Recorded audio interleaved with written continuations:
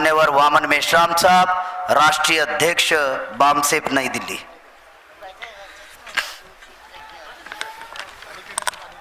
साथियों,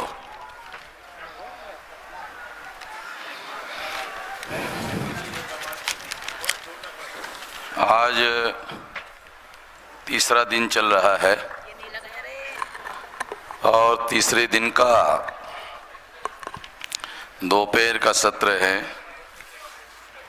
और इसमें ज़्यादा समय लग रहा है। उसकी वजह बहुत अहम सब्जेक्ट होने की वजह से ज़्यादा समय लग रहा है। 10 बजे तक आज का कार्यक्रम बामसेफ का जो राष्ट्रीय अधिवेशन 3 दिन का है वो समाप्त हो जाएगा। तो ये जो अधिवेशन है या सत्र है ये थोड़ा समय ज़्यादा चलेगा। अभी मैं इस विषय के संबंध में कुछ बातें आप लोगों के सामने रखना चाहता हूँ। विषय है अयोध्या राम जन्मभूमि नहीं है। यह मूल निवासियों पर ब्राह्मणों का वर्चस्व थोपने का आक्रमणकारी अभियान है, एक पर्दाफाश। साथियों, आप लोगों को याद होगा कि मैं इसके पहले भी ये बात कह चुका हूँ और उसके तायद में, उसके समर्थन में बहुत सारी बातें कह चुका हूँ।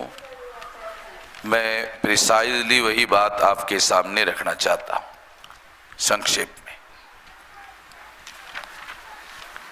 जब बाबरी मस्जिद का विवाद चल रहा था तो एक बात वहाँ अयोध्या और आसपास में जो अयोध्या के एरिया में लगभग 14 राम के मंदिर है और हर मंदिर का महंत कहता था, जब आरएसएस ने और विश्व हिंदू परिषद ने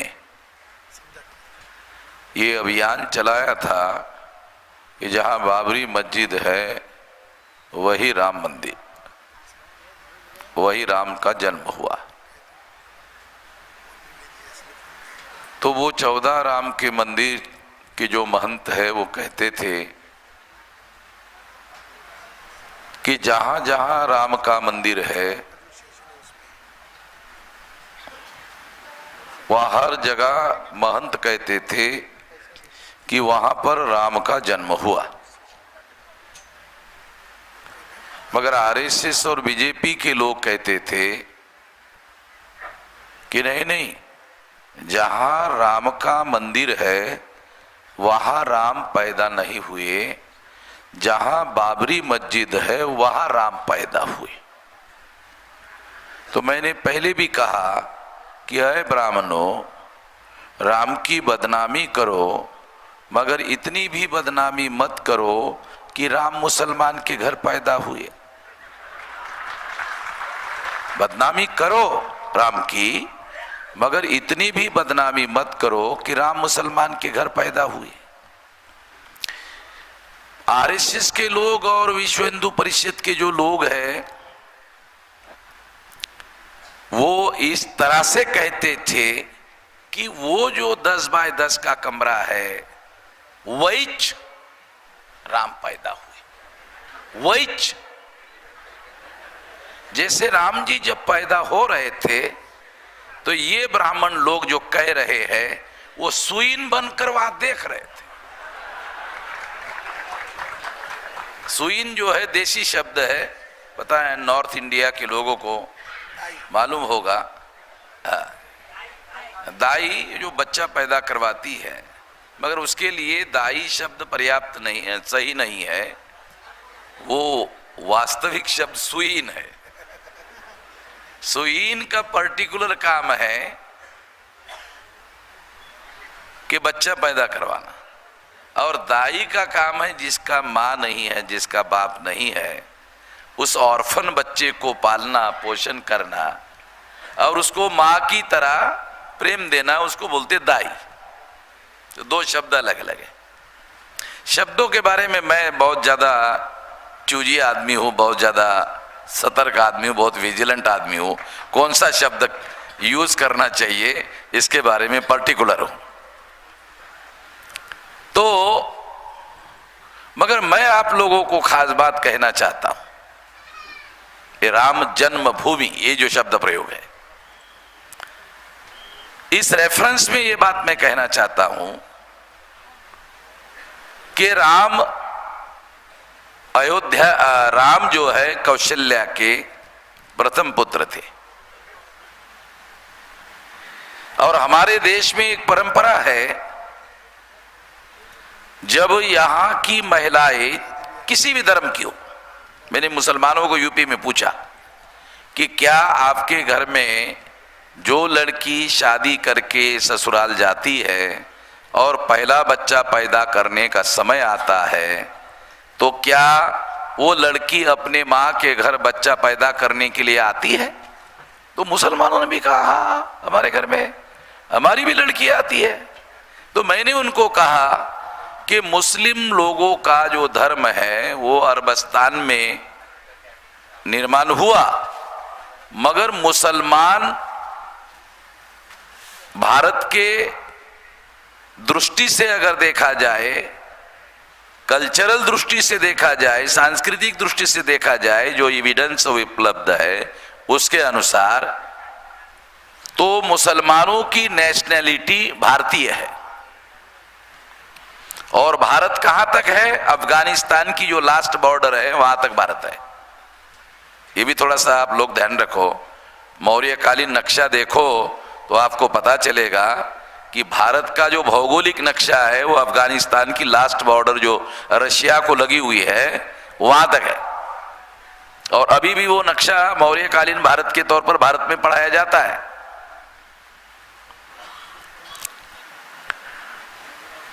तो राम की मां कौशल्या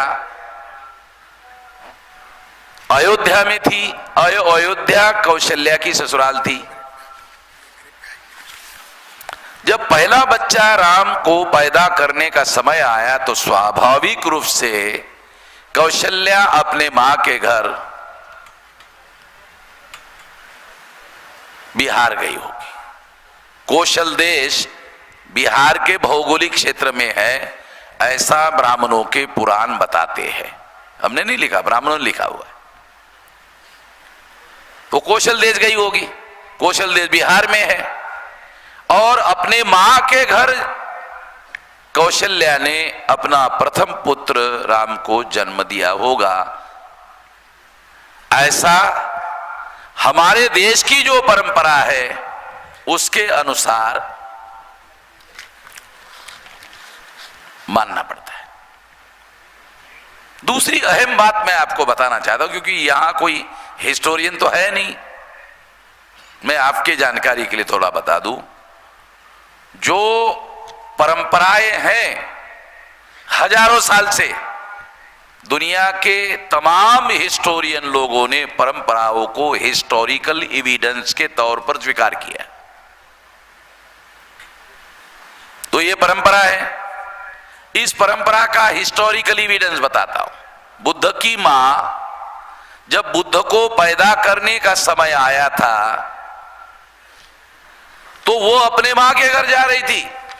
तो इसका मतलब मैं कोई काल्पनिक कहानी नहीं समझा रहा हूं आप लोगों को, हिस्टोरिकल एविडेंस के साथ बता रहा हूं। बुद्ध की मां जब बुद्ध को पैदा करने का समय आया था तो अपने मां के घर जा रही थी। तो जो लुम्बिनी जंगल है वो जंगल में ही समय हो गया और जंगल में ही बुद्ध को बुद्ध की मां ने पैदा किया, जन्म दिया। ये हिस्टोरिकल एविडेंस है। जो परंपरा का उल्लेख मैं कर रहा हूं उसका हिस्टोरिकल एविडेंस भी है।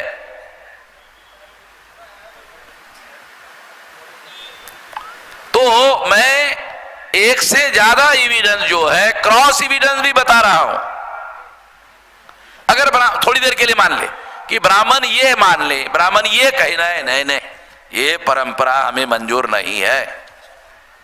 हाँ ये बात सही है, ये परंपरा हमें मंजूर नहीं है, ब्राह्मण ऐसा कह सकता है। जब ब्राह्मण कहता है ये परंपरा हमें मंजूर नहीं है, तो इससे सिद्ध होता है ब्राह्मण भारत का मूल निवासी नहीं है। मैं हिस्ट्री के ही एविडेंस को देकर विश्लेषण करके समझा रहा हूं। तो इस दृष्टि से अयोध्या राम की जन्मभूमि नहीं है, समझ रहे? अब विलास खरात ने आर्कियोलॉजिकल एविडेंस बताए। अब ये आर्कियोलॉजिकल एविडेंस के रेफरेंस में और सुप्रीम कोर्ट के रेफरेंस में जो वो जल्दबाजी में कुछ बातें उन्होंने बताई, बहुत सारी बातें वो विश्लेषण करने में कुछ बातें रह गई है, मगर मैं जो किसी वजह से वो रह गई है वो बात मैं आपको थोड़ा बताता हूं, विश्लेषण करने से ज्यादा क्लियर होगा। नंबर 1, उस केस में सुप्रीम कोर्ट में 83 विटनेस थे, सारे के सारे ब्राह्मण।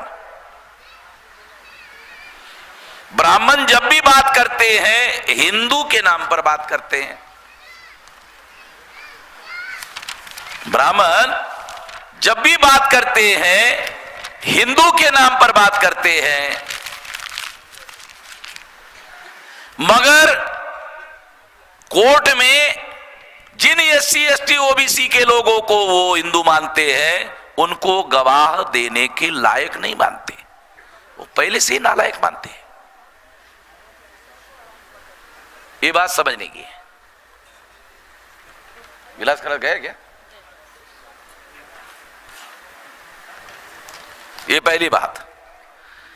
दूसरी बात, क्योंकि यहां कोई हिस्टोरियन तो है नहीं इसलिए बता रहा हूं, क्योंकि मैं वो हिस्टोरियन नहीं हूं, मगर मैं बोलने के पहले अपने को उस्ताद मानने वाले जो लोग हैं उनसे थोड़ा सा जानकारी लेते रहता हूं, तो इसके आधार पर बताता हूं। मैं पुराण और मौखिक आधारों को सुप्रीम कोर्ट के जजेस ने जजमेंट के लिए आधार बनाया, तो मैं आप लोगों को जानकारी देना चाहता हूं।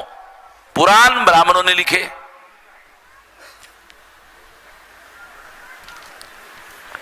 और मौखिक एविडेंस 83 ब्राह्मणों ने दिए।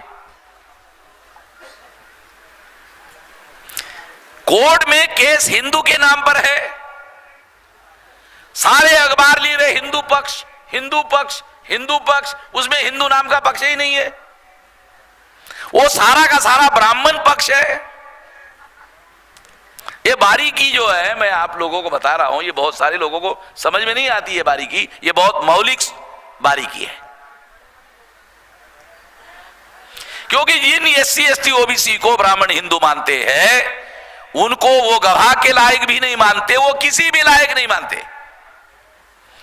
क्यों नहीं मानते? क्योंकि वो तो इस्तेमाल कर रहे हैं।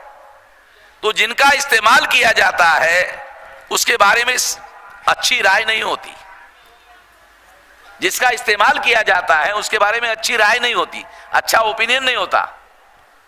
कैसे? जिसका इस्तेमाल, जैसे इस्तेमाल, अब गांव का आदमी, किसान आदमी खेती में जाता है, टॉयलेट करता है, पानी ना होने की वजह से पत्थर लेता है, पिछवाड़ा पोंछता है, पोंछने के बाद वो पत्थर फेंक देता है, यूज करता है, फेंक देता है।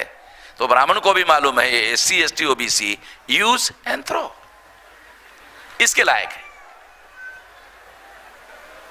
तो जिसे ब्राह्मण लोग SC ST OBC को हिंदू कहते हैं, तो ये हिंदू ब्राह्मणों के इस्तेमाल करने लायक है, उस पत्थर की तरह यूज, पोछा, फेंक दिया। ये गवाह के लायक नहीं है, ये इस लायक नहीं है कि इनको गवाह माना जाए, गवाह स्वीकार किया जाए। ब्राह्मणों को कभी भी किसी शूद्रों के समर्थन से, अगर वो उनके समर्थन में भी कोई बात कर रहा है तो भी वो बोलते नहीं। मैं आपको महाभारत का एक किस्सा बताता हूं। तक्षक जो नागों का राजा था, वो कर्ण के पास गया। बहुत फंडामेंटल बात है, क्योंकि हम महाभारत को इतिहास नहीं मानते, रामायण को इतिहास नहीं मानते, और ये बात सही भी है। मगर कुछ कथाएं रामायण में और महाभारत में उस समय के इतिहास का रिफ्लेक्शन है। अगर इतिहास जानने समझने वाले लोग अगर इस बात को समझे तो मैं तक्षक का उदाहरण देता हूं। तक्षक गया कर्ण के पास और तक्षक ने कहा मैं नागों का राजा हूं, यानी सांपों का नहीं, नाग जो है ये बहुत भारत में सबसे बहादुर लोग थे जिन्होंने भारत में राजनीतिक संस्थाओं का विकास किया, वो नाग लोग थे। वो गया कर्ण के पास, कर्ण को कहा ये तुम्हारे कौरव पांडवों के पक्ष में मैं आपका साथ देना चाहता, कर्ण का साथ देना चाहता हूं। तो कर्ण ने क्या कहा जानते हो? नहीं नहीं, ये हमारा आपसी मामला है, हम देख लेंगे, तुम्हारी मदद, तुम बाहरी हो, तुम्हारी मदद नहीं लेंगे। रिकॉर्डेड बात है, महाभारत मिला है, ये सारे दुनिया को समझने की बात है, कोई सामान्य बात नहीं है ये। और इसे समझने के लिए भी उस लेवल का दिमाग और बौद्धिक समझ चाहिए, तब जाकर ये बात समझ में आती है तुम बाहरी लोग हो। हाँ, ये तो बात सही है। ब्राह्मणों के दृष्टि से हम बाहरी लोग हैं, और बाहरी शब्द महाभारत में, बाहरी शब्द का अर्थ बाहरी नहीं है, बाहरी शब्द का वास्तविक अर्थ मूल्यवासी है। बाहरी तो वो कर्ण है, बाहरी तो महाभारत के जो पात्र है जो अपने को आर्य कहते हैं वो बाहरी है, मगर वो हम लोगों को बाहरी कह रहे हैं, इसका मतलब है हम जो बाहरी नागों को कह रहे हो, नाग मूल निवासी है। पाटिल साहब समझ रहे क्या? हाँ, ये महाभारत में एविडेंस है। तो भाई एविडेंस के तौर पर आपको बता रहा था कि जो ब्राह्मण है वो उनके आपसी लड़ाई झगड़े में भी हमारी मदद नहीं लेते। नहीं नहीं, तुम्हारी मदद नहीं चाहिए। यहां भी मुसलमानों के साथ जो झगड़ा हुआ उसमें SC ST OBC का इस्तेमाल कर रहे हैं, मदद नहीं ले रहे। मुस्लिम लोगों को ये हिंदू पक्ष नाम का जो शब्द प्रयोग है, ये शब्द समझ में नहीं आता, इतना गालमेल वाला शब्द है, ये समझ में नहीं आता। ब्राह्मण कब हिंदू बन जाते हैं और यकाएक ब्राह्मण बन जाते हैं, ये घालमेल मुस्लिम लोगों के समझ में नहीं आता। वो तो वामन में इस्लाम को समझ में आता है, बाकी किसी को समझ में नहीं आता। ये कितने चालाकी से ये सारी बातें करते हैं, मगर वो हम पकड़ते हैं उन लोगों को, इसलिए हमारे से वो पंगा नहीं लेते, हमारे से झगड़ा नहीं करते। इसका मतलब ये नहीं कि हमारी दोस्ती है उनको मालूम है कि हमसे अगर झगड़ा करेंगे और हमारे से झगड़ा होगा तो दूसरा भीमा कोरेगा हो सकता है, मालूम है उनको। आमने सामने के लड़ाई में ब्राह्मण भारत में कभी भी विजयी नहीं हुए। और एक बात आपको बताता हूं, आमने सामने के लड़ाई में ब्राह्मण कभी भी विजयी नहीं हुए। ब्राह्मण तब विजयी हुए जब उन्होंने हमें आपस में लड़ाया, और हम आपस में लड़ते रहे, तब तीसरे पक्ष के नाम पर ब्राह्मण विजयी हुए। यहां क्या हुआ? यहां ब्राह्मण और मुसलमान लड़ते रहे, और तीसरे पक्ष में हम को हिंदू मानकर हमको मुसलमान से लड़ाते और भिड़ाते रहे, और मुसलमानों ने ये जो हिंदू पक्ष जिसको वो लड़ाते भिड़ाते रहे उसको गंभीरता पूर्वक ध्यान नहीं दिया। अगर उन्होंने गंभीरता पूर्वक ध्यान दिया होता तो ब्राह्मणों से लड़ने के पहले वो SC ST OBC का जो पक्ष है, वो पक्ष क्या है उसको जानने की, समझने की, और इस लड़ाई में रणनीति के तौर पर उपयोग करने की बात के बारे में गंभीरता से सोचते। मैं नोमानी साहब के इस बयान का हृदय से स्वागत करता हूं। उन्होंने कहा कि अब समय आ गया है, मिलजुल कर हम सब लोगों को लड़ना होगा, और आप सब लोग खड़े हो गए और उनकी बात का समर्थन कर दिया, क्योंकि मैं तो यही कह रहा हूं कई सालों से जो नोमानी साहब ने अभी कहा, यही मैं कह रहा, यही मैं समझा रहा हूं। खुशी की बात है, अब नोमानी साहब खुद कह रहे हैं, तो हम तो पहले से ही कह रहे हैं कि तुम अलग लड़ रहे हो, तुम्हारी पिटाई हो रही, हम अलग लड़ रहे, हमारी पिटाई हो रही है। दोनों मिल जाते हैं तो पीटने लायक हो जाते हैं। जो हमारी पिटाई कर रहा है, हम दोनों मिलके उनकी पिटाई कर सकते हैं। ये बात अलग है कि हम दोनों मिलके पिटाई नहीं करेंगे, दोनों मिलके इंसाफ कायम करेंगे। मैं ये कई बार कह चुका हूं, और ये मेरे सारे रिकॉर्डेड पीछे से रिकॉर्डेड है, और ये मैं कुछ लोगों के बीच में कह दिया और छुपा के रखा, ऐसा भी नहीं, ऐसा है, ऐसे सारे ओपन। इंसाफ कायम करने के लिए लड़ना है,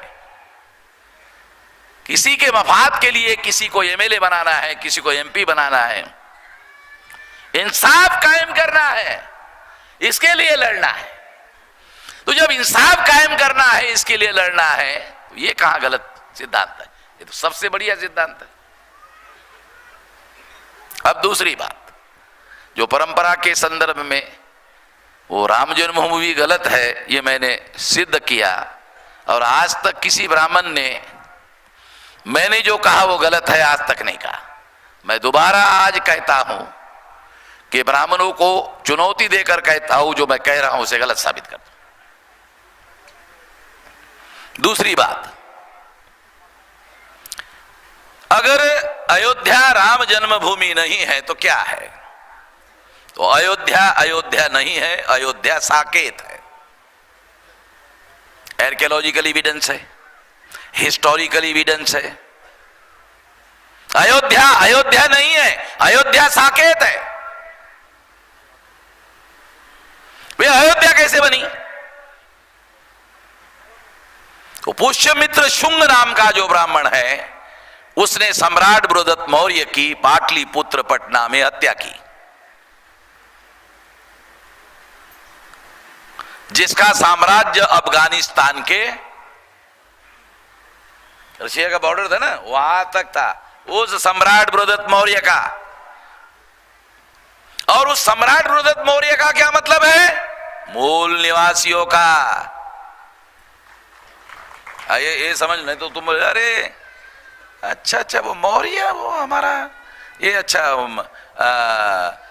ये अपना आजमगढ़ वाला मौर्य। अच्छा वो आजमगढ़ वाला मौर्य नहीं, मूल निवासी वाला मौर्य। ये सारे नाग लोग थे जिन्होंने ये साम्राज्य स्थापित किया। जैसे मैं पहले कहता था, मूल निवासियों के 6000 जाति के टुकड़े ब्राह्मणों ने किए। अब मैं इस सिद्धांत को थोड़ा सुधारता हूं, मूल निवासियों के नहीं, ब्राह्मणों ने नागों के 6000 टुकड़े किए। मूल निवासियों के नहीं, नागों के 6000 टुकड़े किए, जिनका सबसे ज्यादा डर ब्राह्मणों को था। और हमारे ही पूर्वजों को आपस में लड़ाकर ब्राह्मणों ने इन लोगों को मारा। और एक समय ये पुराणों में लिखित है,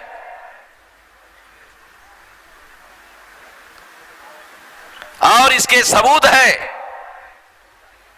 इसके आधार पर यह बात मैं बोल रहा हूं।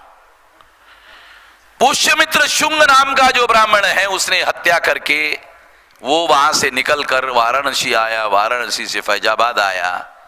फैजाबाद का सारा भूप्रदेश, उसका भौगोलिक क्षेत्र का नाम साकेत है। भौगोलिक क्षेत्र का नाम साकेत है, ध्यान रखो। भौगोलिक क्षेत्र का नाम फैजाबाद नहीं है, भौगोलिक क्षेत्र का नाम साकेत है। और ये जो योगी आदित्यनाथ है, ये जहां से आया है, ये गोरखपुर से आया है।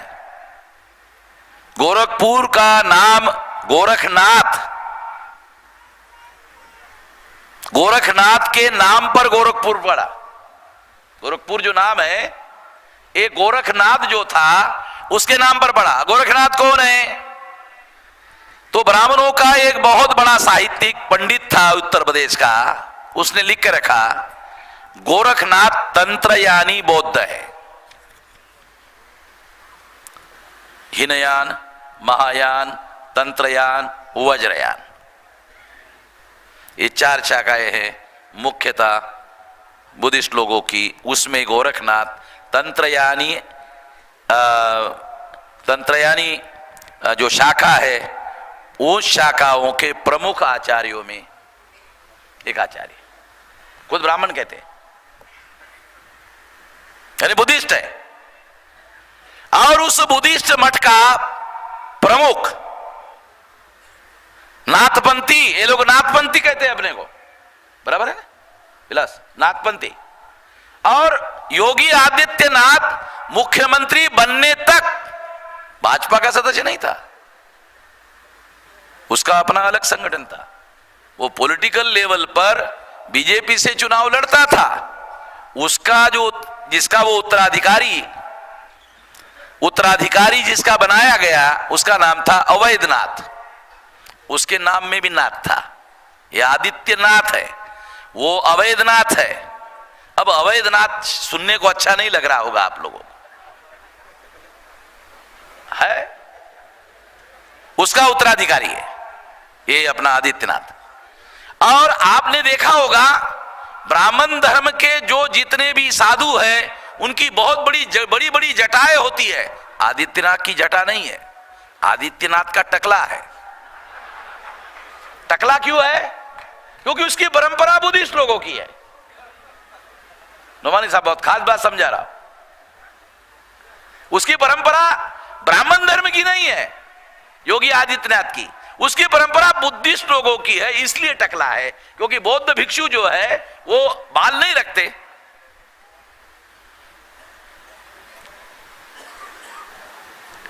तो उनके पंथ के जो लोग हैं, तंत्रयानी जो है वो बुद्धिस्ट थे, तो उनके जो भी भिक्षु है वो बाल नहीं रखते।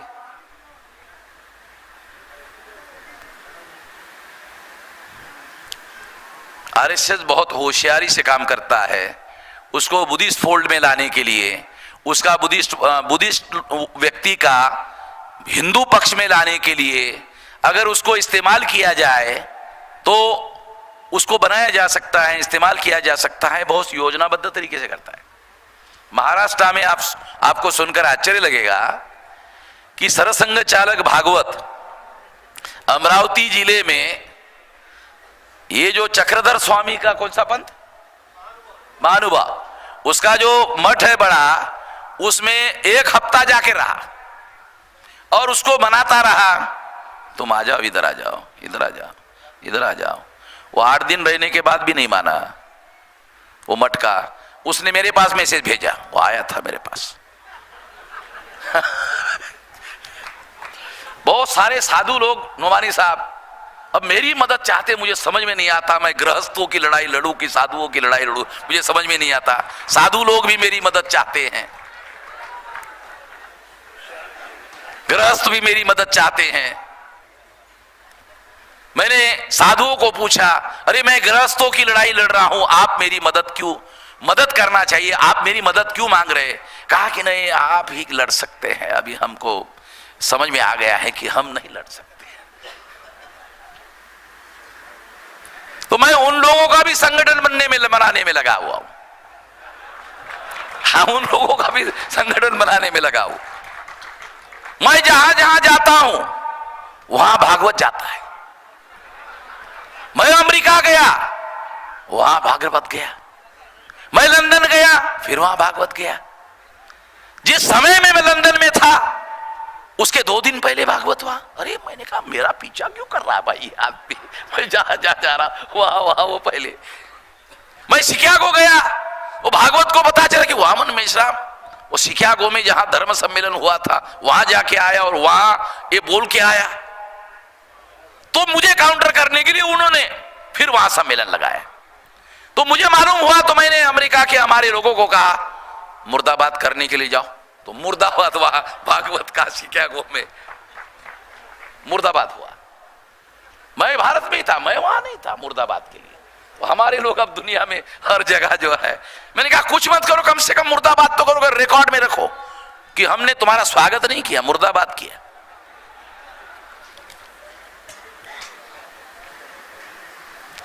क्योंकि हमें ये लड़ाई, क्योंकि अभी क्या है, दुनिया ग्लोबल विलेज हो गई है, मीडिया की वजह से, सोशल मीडिया की वजह से तो ये बहुत ज्यादा ये हो गई है। तो जिस पुष्यमित्र शुंग नाम के ब्राह्मण ने वो आया, सम्राट बृहदत्त मौर्य की हत्या करके फैजाबाद आया, और फैजाबाद के 7 किलोमीटर का जो एरिया है फैजाबाद से, वहां पर उसने अयोध्या बनाया। और अभी जो मेरे पास जानकारी आ रही है कि उसने जानबूझकर पाटलिपुत्र में हत्या करने के बाद जानबूझकर साकेत चुना। अभी जो नए सबूत हमारे पास आ रहे, आर्कियोलॉजिकल सबूत हमारे पास आ रहे, साकेत दुनिया का बहुत बड़ा व्यापारिक केंद्र था और दुनिया का बहुत बड़ा बुद्धिस्ट सेंटर था और मूल निवासियों के बहुत बड़े आस्था का केंद्र था। वहां पर उन्होंने अयोध्या कैपिटल बसाया।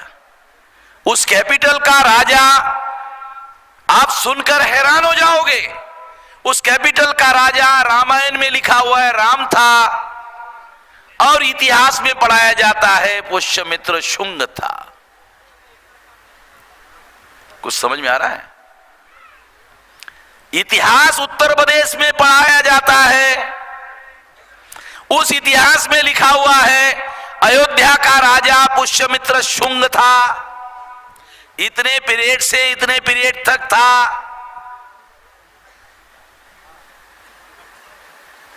और रामायण में पढ़ा जाता है अयोध्या का राजा राम था। तो अयोध्या का राजा राम था, ये ऐसा कॉम्बिनेशन कैसे बना? तो महापंडित राहुल सांकृत्यायन, जो आजमगढ़ का केदारनाथ पांडे नाम का ब्राह्मण है, उसने ओल्गा से गंगा नाम का किताब लिखा। उस किताब में उन्होंने लिखा कि पुष्यमित्र शुंग के दरबार में वाल्मीकि राजकवि थे, और पुष्यमित्र शुंग को सामने रखकर उसने रामायण लिखी। रामायण का राम कोई और नहीं था, पुष्यमित्र शुंग ही था। दो बातें बता रहा हूं आप लोगों को। एक, मैंने पहले बताया अयोध्या राम जन्मभूमि नहीं है, तो फिर राम कौन है? तो बता रहा हूं राम कौन है।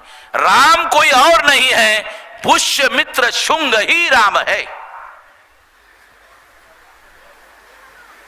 राम का कोई आर्कियोलॉजिकल एविडेंस आज तक उपलब्ध नहीं हुआ, पुष्यमित्र शुंग का मिल रहा है। आर्कियोलॉजिकल एविडेंस नहीं मिल रहा है।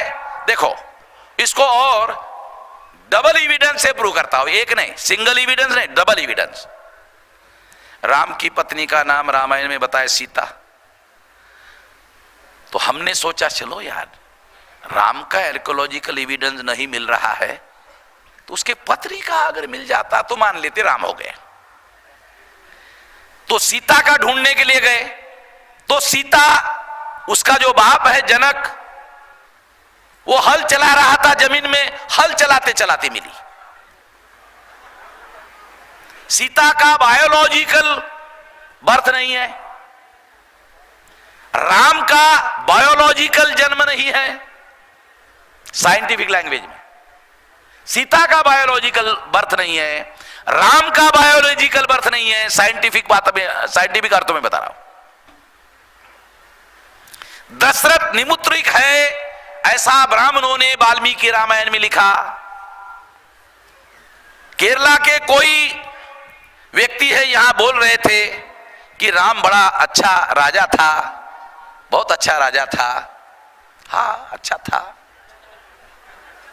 मेरी अगर वो सुन रहे हैं तो उनको लगेगा हाँ बहुत अच्छा था, कितना अच्छा था। इतिहास पढ़ते वक्त क्रॉस एविडेंस ढूंढने पड़ते हैं। क्रॉस एविडेंस जब तक आप प्रूव नहीं कर सकते तब तक वो बात मौलिक रूप से बराबर है नहीं मानी जा सकती। इतिहास पढ़ते वक्त ये ध्यान रखने का। मैं क्रॉस एविडेंस बता रहा हूं आप लोगों को, सामान्य एविडेंस नहीं। अगर राम का कोई आर्कियोलॉजिकल एविडेंस नहीं मिला तो ब्राह्मण लोग ये जानते थे कि भविष्य में ये सवाल उठेगा,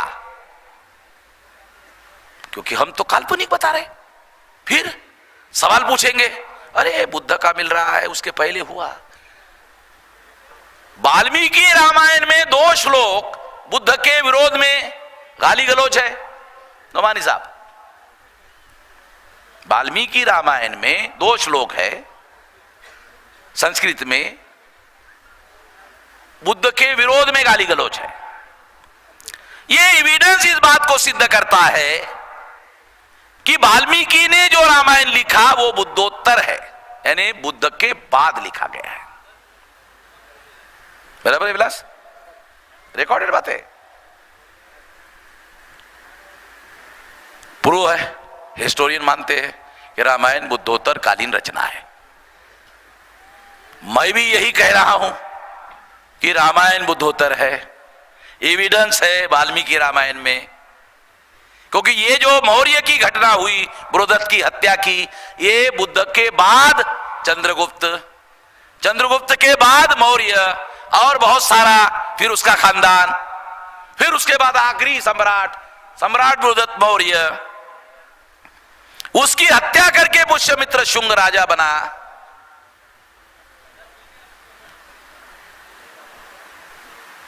तो ये जो पुष्यमित्र शुंग है उसके दरबार में वाल्मीकि राजकवि थे।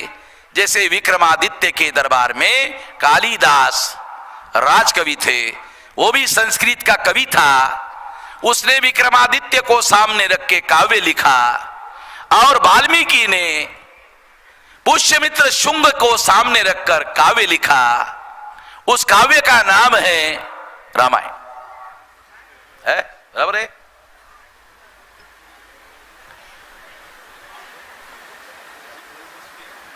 और अगर ऐसा है तो इसका मतलब यह है कि रामायण का राम कोई और नहीं है, पुष्यमित्र शुंग ही है। तो जो रामायण के अंदर काल्पनिक राम है, जिसका आर्कियोलॉजिकल एविडेंस मिल नहीं रहा है, वो इसलिए नहीं मिल रहा है क्योंकि राम कोई और नहीं है, पुष्यमित्र शुंग ही है। ये पुष्यमित्र शुंग कौन है? ब्राह्मण है। और ध्यान रखो, पुष्यमित्र शुंग ब्राह्मण है। दशरथ कौन है? राम का पिताश्री दशरथ कौन है? क्षत्रिय है।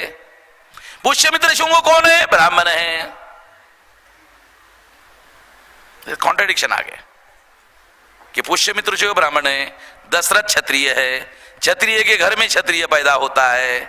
मगर राम जो है, चूंकि दशरथ निपुत्रिक है, दशरथ के घर में एक भी पुत्र नहीं है, निपुत्रिक है, तो श्रृंग नाम का ऋषि है, उसके द्वारा दशरथ के घर में पुत्र संतान पैदा की जाती है। ऐसा वाल्मीकि रामायण में लिखा हुआ है। हमने नहीं लिखा, वाल्मीकि ने लिखा। और वाल्मीकि ने रामायण में लिखा, मैं प्रचेता का 10वां पुत्र हूं और प्रचेता ब्रह्मा का पुत्र है। और ब्रह्मा का मतलब है, ये कह सकता है, वाल्मीकि के कहने का मतलब है, मैं लुंगे सुंगे ब्राह्मण के खानदान का आदमी नहीं हूं, डायरेक्ट ब्रह्मा के खानदान का हूं। ये रामायण में लिखा हुआ है विलास, है ना? रामायण में लिखी बात बोल रहा हूं, अपनी बात नहीं बोल रहा हूं। मैं ऐसे लुंगे संगे ब्राह्मण के घर का पैदा हुआ नहीं हूं। मेरा एक खानदान है, खानदान कौन सा? एकदम डायरेक्ट ब्रह्मा का, इधर उधर का नहीं, ऐरिया गैरिया खैरिया ब्राह्मण का नहीं हूं, डायरेक्ट प्रचेता के पुत्र का हूं। ब्राह्मण के घर में पैदा, ब्रह्मा के घर में पैदा हुआ हूं। और उसने ये कहानी लिखी, ऐसा दिया हुआ है उस वाल्मीकि ने। तो इसका क्या मतलब है? उसने लिखा दशरथ के घर में कोई पुत्र नहीं है, दशरथ निपुत्रिक है। अश्रिंग नाम के ऋषि से दशरथ के घर में पुत्र संतान प्राप्त कराई गई। इसका मतलब है दशरथ क्षत्रिय है, मगर क्षत्रिय के घर में जो पुत्र पैदा हुआ वो ब्राह्मण जो ऋषि है श्रृंग ऋषि से पैदा हुआ है। पाटिल साहब समझ लो, बहुत बारीक बात बता रहे, माइक्रो लेवल की बात है, बायोलॉजिकल साइंस के आधार पर बता रहा हूं। इसका मतलब है वाल्मीकि ने वाल्मीकि रामायण में लिखा कि राम का जो बायोलॉजिकल फादर है वो दशरथ नहीं है।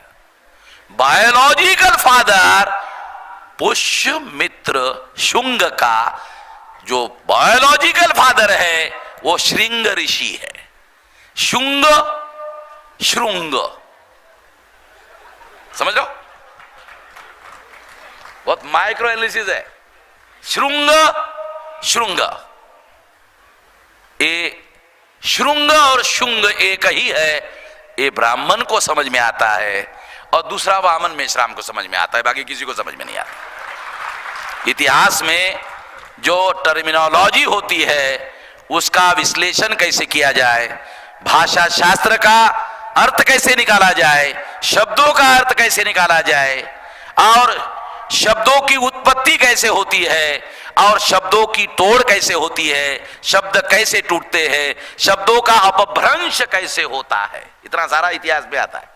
मैं एक भी विषय का ज्ञाता नहीं हूं नमवानी साहब, मगर मैं अपने हिसाब से पंडित की पिटाई करने हद तक जानता हूं, फिर वो मेरे झंझट में नहीं पड़ते, इतना जानता हूं। और इसीलिए कोई ब्राह्मण, बल्कि गांधीधाम में एक हाई कोर्ट का लॉयर ब्राह्मण था, उसके बाद ब्राह्मण महासभा के लोग गए, कहा कि वामन मेश्राम के खिलाफ केस करना है। वो हाई कोर्ट के लॉयर ने, जो ब्राह्मण था, ब्राह्मण महासभा के लोगों को कहा, वामन मेश्राम को जानते हो कौन है? कहा कि नहीं, पहले जानो फिर केस लेके आओ। अबे वो पहले सबूत इकट्ठा करता है, बाद में माइक में बोलता है, वो हाईकोर्ट में जज के सामने जब सबूत फेंक के मारेगा तो मैं क्या करूंगा? तेरे पास है कोई सबूत? जब ब्राह्मण महासभा ने कलेक्टर तिवारी को मेरे खिलाफ कंप्लेंट दिया, फिर भी कलेक्टर ने अनुमति दिया। लिखित कंप्लेंट देने के बाद में कार्यक्रम के दूसरे दिन हमारे लोगों को भेजा, जाओ कलेक्टर को बोलो जो कंप्लेंट ब्राह्मण महासभा ने दिया उसकी एक कॉपी हमें दिया जाए। ऐसा एप्लीकेशन हमारे लोगों ने किया। कलेक्टर तिवारी ब्राह्मण था, उसने पूछा क्यों चाहते हो? तो हमारे लोगों ने कहा वो वामन मेश्राम मांग रहा है। अच्छा, क्यों मांग रहा है? बोलता कि क्या कंप्लेंट है, थोड़ा हम जानना चाहते हैं। नहीं और भी कुछ होगा। कहा कि ये सबूत अगर मिल जाए तो ये सारे कंप्लेंट करने वाले ब्राह्मण को एट्रोसिटीज के केस में वो अंदर डालना चाहता है। साले दस्तावेजी सबूत मिल जाएगा वामन मेश्राम के खिलाफ में, वामन मेश्राम अनुसूचित जाति का, एट्रोसिटी आयद हो जाएगी। तो तिवारी क्या बोल रहा है? हमारे नारायण गरवा इधर ही है, इधर अधिवेशन की तैयारी में। अरे जाने दो गरवा, जाने दो, वो गधे लोग हैं। तो नारायण गरवा ने तिवारी को कहा, तिवारी जी आप जानते हो क्या कह रहे? पंडित लोगों को आप तिवारी कह रहे, विद्वान लोगों को तिवारी आप गधे कह रहे? अरे गधे लोग हैं, उनको क्या अकल है? वो जो ब्राह्मण कलेक्टर है वो हमारे नारायण गरवा को कह रहा था गधे लोग हैं। कलेक्टर को समझ में आया अगर ये कंप्लेंट की कॉपी वामन मेश्राम को मिल जाती है तो जितने कंप्लेंट करने वाले, साइन करने वाले लोग हैं उनकी जमानत नहीं होगी, अंदर चले जाएंगे। तो मैं एक लकड़ी लेकर नोमानी साहब साथ में नहीं चलता हूं, इतनी हथियार तो बहुत दूर की बात है इतनी लकड़ी लेकर नहीं चलता हूं। बहुत सारे लोग मुझे हथियार दिखाते हैं, कहते हैं मेश्राम साहब ऐसा तुम भी रखो। मैंने कहा क्यों? नहीं हमें डर लगता है आपको कुछ खतरा ना हो जाए। मैंने कहा मुझे तो कोई डर नहीं लग रहा है क्योंकि ये लोग मेरे से पंगा नहीं लेंगे, क्योंकि इनके लिए फिर बहुत मुश्किल होगा। और मेरा आंदोलन, एक हमारे आंदोलन को एक हाथ शहीद की जरूरत है। क्योंकि किसी आंदोलन को शहीद मिल जाए तो फिर बहुत तेजी से बढ़ता है। मैंने कहा मेरा ही नाम अगर शहीदों की लिस्ट में चला जाए तो मैं पीछे हटने के लिए थोड़ी तैयार हूं। मैं डरने वाला आदमी नहीं हूं, तो लड़ रहा हूं भाई।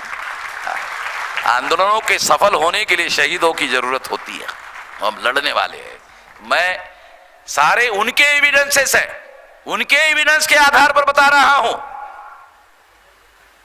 कि रामायण जो वाल्मीकि रामायण है उसमें ब्राह्मणों ने खुद लिखा कि राम का जो पिताश्री है वो बायोलॉजिकल फादर ब्राह्मण है, दशरथ नहीं है।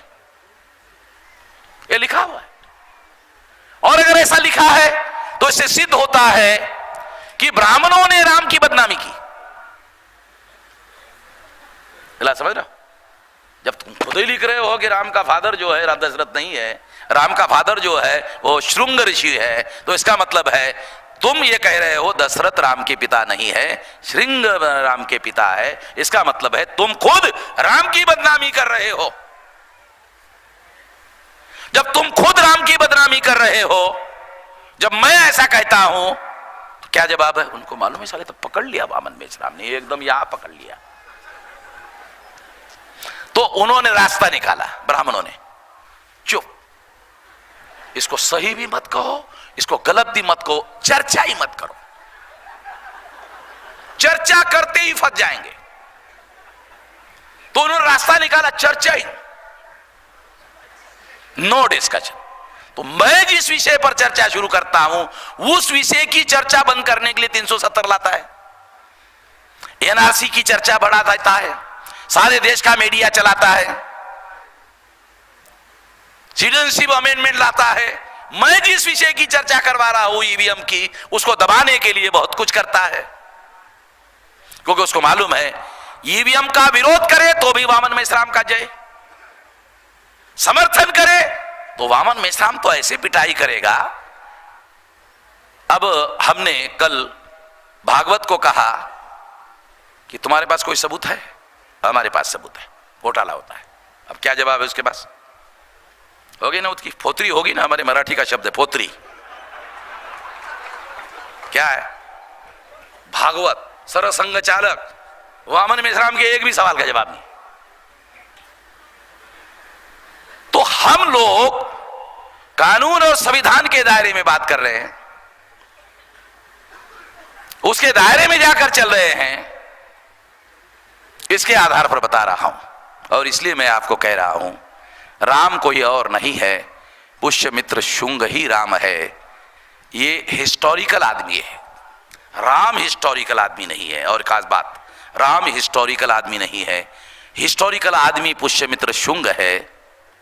पुष्यमित्र शुंग को उन्होंने राम बनाया और राम बनाकर फिर उसको घोषित किया ये विष्णु का अवतार है।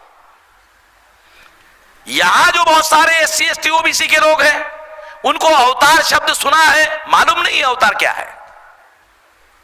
असुरों का सत्यानाश करने वाला जो होता है वो इस अवतार लेता है, दैत्यों का, दानवों का, राक्षसों का। तो यहां जितने SC ST OBC के लोग बैठे हुए हैं उनको समझना चाहिए कि ऋग्वेद में तुम्हारे बाप दादाओं को दैत्य, दानव, राक्षस कहा और इनको मारने वालों को बोलते हैं ईश्वर का अवतार है।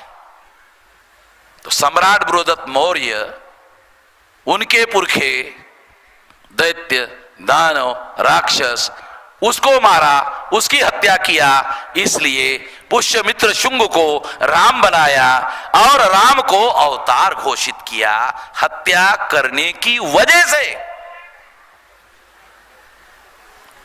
समझ आया विलास? पुष्यमित्र शुंग ने बृहदत्त की हत्या की, हत्या करने की वजह से ब्राह्मणों ने उसको अवतार घोषित किया। अवतार घोषित करने के लिए पुष्यमित्र शुंग को अगर वो करते तो फंस जाते, इसलिए पुष्यमित्र शुंग को राम बनाया। राम को भगवान बनाने के लिए उन्होंने उसको अवतार घोषित किया।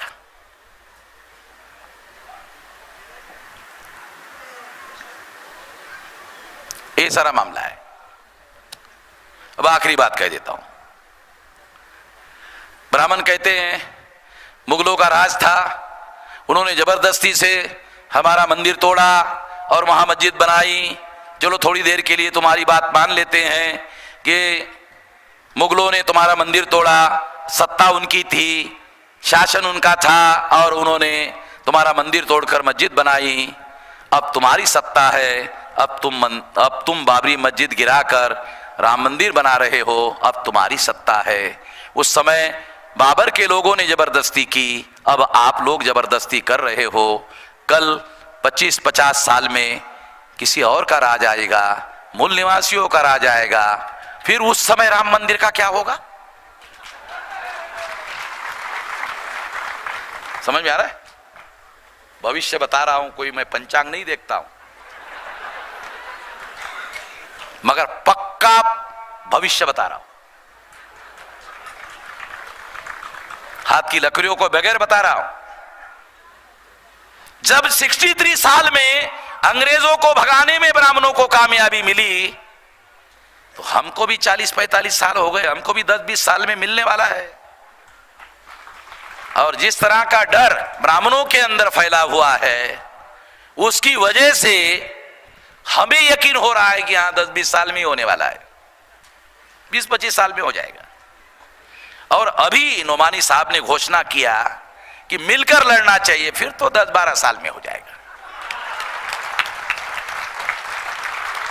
ज्यादा समय नहीं लगेगा।